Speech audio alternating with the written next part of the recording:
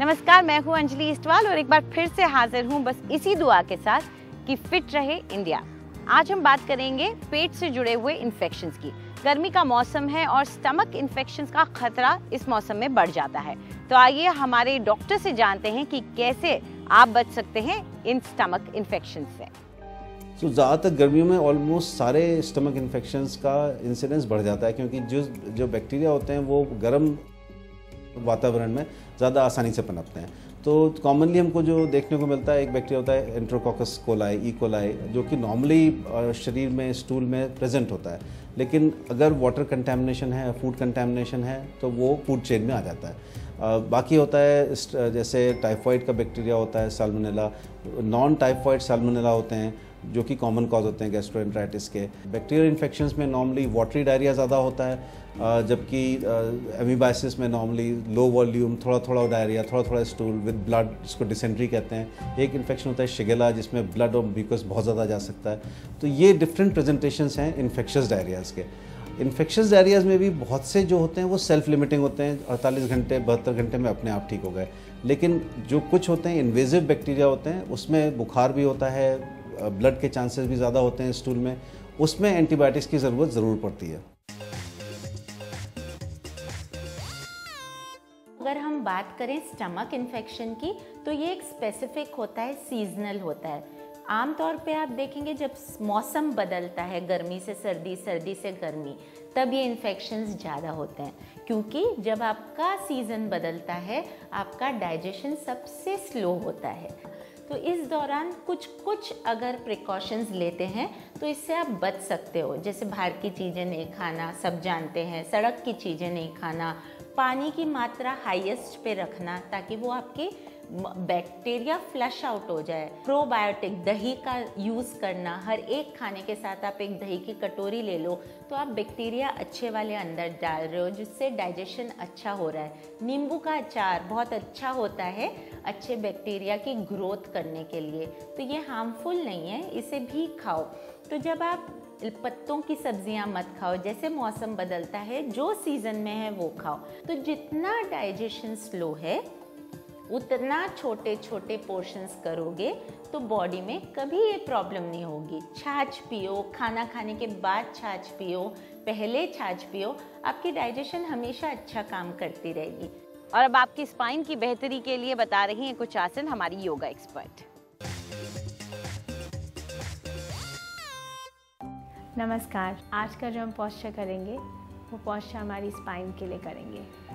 Spine के साथ साथ आपके थायराइड, आपकी चेस्ट, आपका हार्ट सेंटर इससे ओपन होता है, आपकी लोअर बैक इससे स्ट्रेंथन होती है। तो आज ये कैसे करना है, तो आप सबसे पहले अपने स्टमक पे लेटेंगे।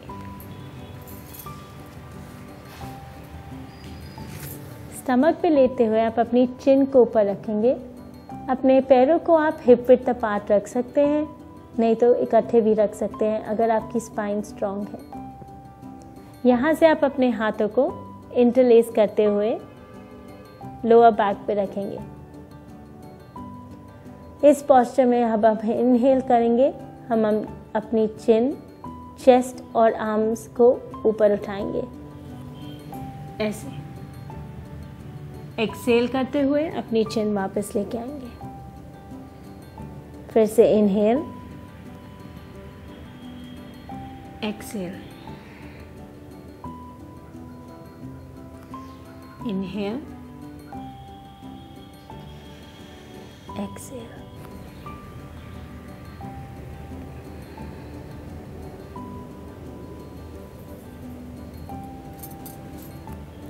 अपना हेड रेस्ट करते हुए राइट की तरफ लेके आए और रिलैक्स करिए,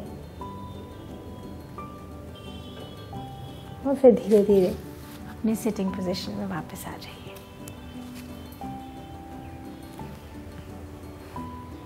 आज के लिए इतना ही। नमस्कार। अगर आपके स्कैल्प में इचनेस यानी कि खुजली की शिकायत है तो हमारी ब्यूटी एक्सपर्ट आपको बता रही हैं एक होममेड हेयर पैक।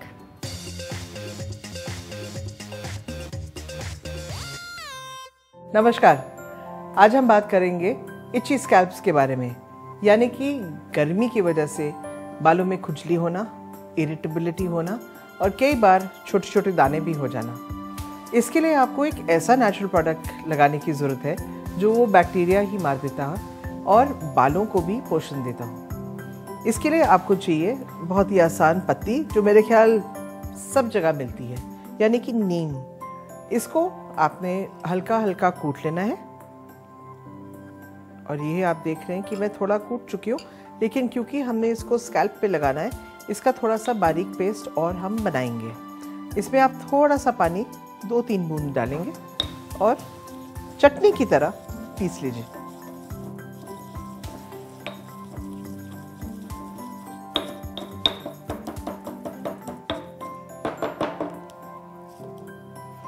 ये आप देखिए कि नीम जो हमने कूटा है उसका हल्का हल्का जूस भी निकल गया है। इसको आप एक निकाल के अलग से रखेंगे कटोरे में।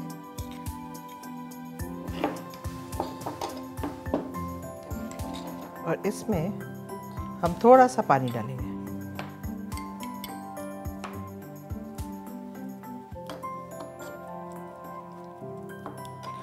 जहाँ जहाँ आपको स्कैल्प पे खुजली या जलन महसूस होती है, आप ये पेस्ट लेके उसको हल्का हल्का स्कैल्प पे मसाज करेंगे, यानी कि बालों के जड़ों पे सिर्फ। आधा घंटा छोड़ने के बाद अपने बाल आप ठंडे पानी से धो डालें और ये आप रोज़ 3-4 दिन नुस्खा अपनाएंगे, जिससे आपको खुजली भी कम होगी, जलन भी कम होगी और जो आपके बालों में बैक्टीरिया पैदा हो गया है वो भी नेचुरली ख़त्म हो जाएगा।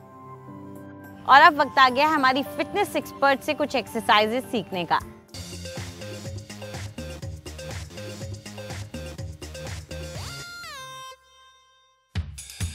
क्या आप उनमें से हैं जो सुबह उठते हैं लेकिन फ्रेश फील नहीं करते क्योंकि आपकी बॉडी में स्टिफनेस है? तो आइए मेरे साथ कुछ स्ट्रेचेस सीखते हैं ताकि हम ये स्टिफनेस भगा सकें और दिन को अच्छे से फेस कर सकें। इस तरह से मैट पे आ जाइए और एक लेग को दूसरे लेग के ऊपर रखिए। अगर आप ये कंफर्टेबली नहीं कर सकते तो अपने एंकल को भी प्लेस कर सकते हो। जो भी आप कंफर्टेबल फील करते हो आप वो कीजिए और धीरे धीरे सांस लेते हुए नीचे आइए। एक हाथ को नीचे रखिए, इनहेल कीजिए, फिर दूसरे हाथ को भी नीचे रखिए। अपने सिर को जितना नीचे ले जा सकते हैं लेके जाइए और इस पोस्चर को होल्ड कीजिए। अपने हैमस्ट्रिंग में आप एक अच्छा सा पुल फील करेंगे। धीरे से हम ऊपर आएंगे। इस एक्सरसाइज को आप दूसरे साइड पे रिपीट कीजिए। इसके बाद धीरे से मेरे साथ नीचे आइए। इस पोजीशन को होल्ड कीजिए और ऊपर की ओर स्ट्रेच कीजिए। अपने हैमस्ट्रिंग्स में पुल फील कीजिए।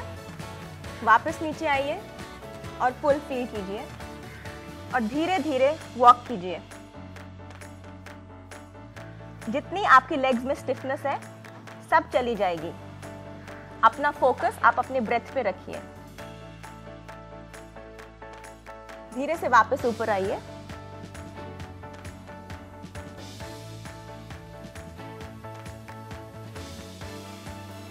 इन दोनों स्ट्रेचेस से आप एक्सपीरियंस करेंगे कि आपके हैमस्ट्रिंग्स खुल गए हैं और आपकी लेग्स में जो स्टिफनेस थी वो चली गई है।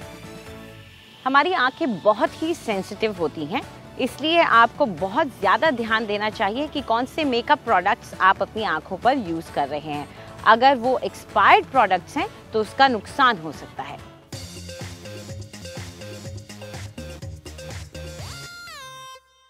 मस्कारा एक ऐसा प्रोडक्ट है जो सबसे पहले ख़राब होता है।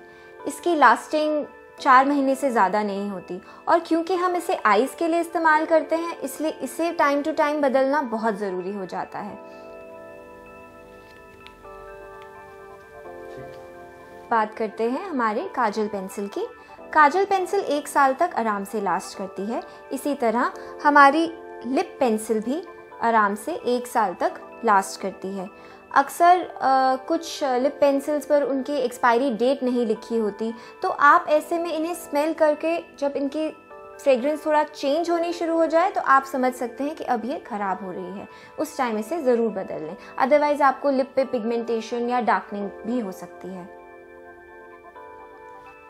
पेंसिल्स के बाद बात करते हैं हमारे आईलाइनर की। आईलाइनर चाहे लिक्विड हो चाहे क्रीम बेस्ड या फिर जेल बेस्ड, ये अक्सर साल 1.5 साल आराम से लास्ट कर जाते हैं। And last but not the least, अब बात करते हैं हमारी लिपस्टिक्स की। लिपस्टिक्स भी 1.5 साल से 2 साल तक आराम से लास्ट करती हैं।